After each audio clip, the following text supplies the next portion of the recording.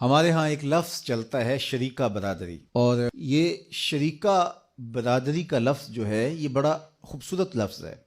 شرکت سے ہے، دکھ درد میں شریک، معاملات میں ساجی، یہ ہے اس کا مفہوم۔ لیکن ہم اس کا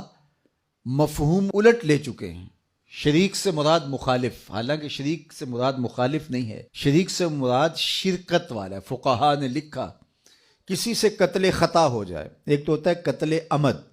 جان بوجھ کے کسی کو قتل کرنا، تو اس کی سزا تو قصاص ہے، یا وارث راضی ہو جائے تو دیت ہے۔ لیکن کسی نے جان بوجھ کے کسی کو قتل نہیں کیا، قتل عمد نہیں تھا، قتل خطا تھا، دور سے اس نے شکار کے لیے تیر چلایا تو وہ جا کے کسی جنگل میں کام کرتے ہوئے شخص کو لگ گیا، تو یہ قتل عمد نہیں تھا، قتل خطا تھا، تو اس کا قصاص نہیں ہے شرعاً، اس کی دیت ہے۔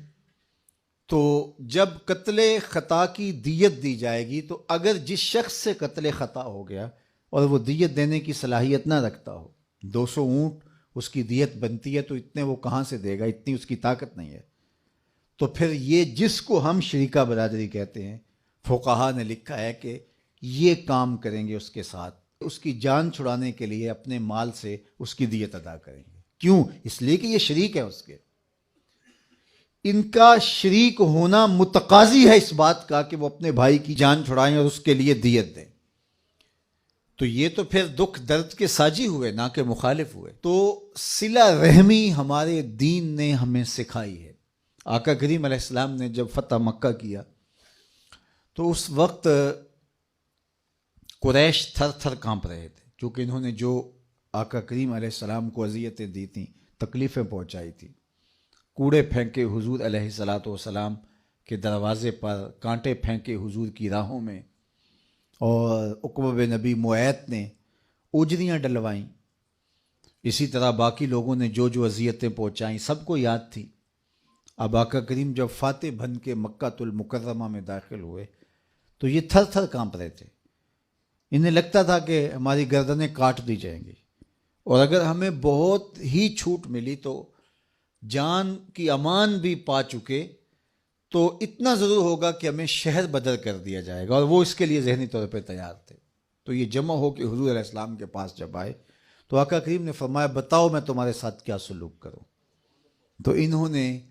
رحم کی بھیک مانگتے ہوئے کہا کہ کریم باپ کے کریم بیٹے ہیں آپ، ہم آپ سے خیر کی توقع رکھتے، اور ان کے دل میں یہ تھا کہ ہمیں شہر بدر کر دیا جائے گا،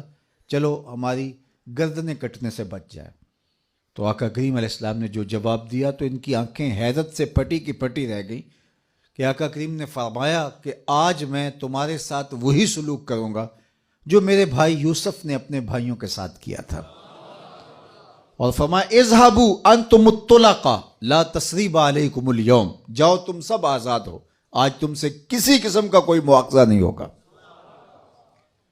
تو یہ حیرت زدہ ہو گئے کہ ہم نے تو کوئی دقیقہ فروگزاشت نہیں کیا تکلیف پہنچانے میں، ہم نے تو کوئی اذیت نہیں چھوڑی جو ان تک نہ پہنچائی ہو، لیکن آج ان کا یہ رویہ، تو رشتہ داروں کے ساتھ یہ سلوک، جب آپ قابو پا لیتے ہو کسی کے اوپر تو پھر جو ہے وہ تکبر سے اچھل کے چلنے کی ضرورت نہیں ہوتی ہے، بلکہ معاف کرنے کی ضرورت ہوتی ہے۔ اور اللہ کے محبوب علیہ السلام نے 3 چیزیں قسم کر کے کی ہیں۔ حضرت ابو کبشہ الانماری رضی اللہ تعالیٰ عنہ سے یہ روایت مروی ہے، آقا کریم نے فرمایا کہ 3 چیزیں میں قسم کر کے کہتا ہوں، ان میں سے ایک، جب کوئی شخص کسی کو معاف کر دیتا ہے، حضور نے فرمایا میں قسم اٹھا کے کہتا ہوں کہ اس کی عزت میں کمی نہیں ہوتی۔ معاف کر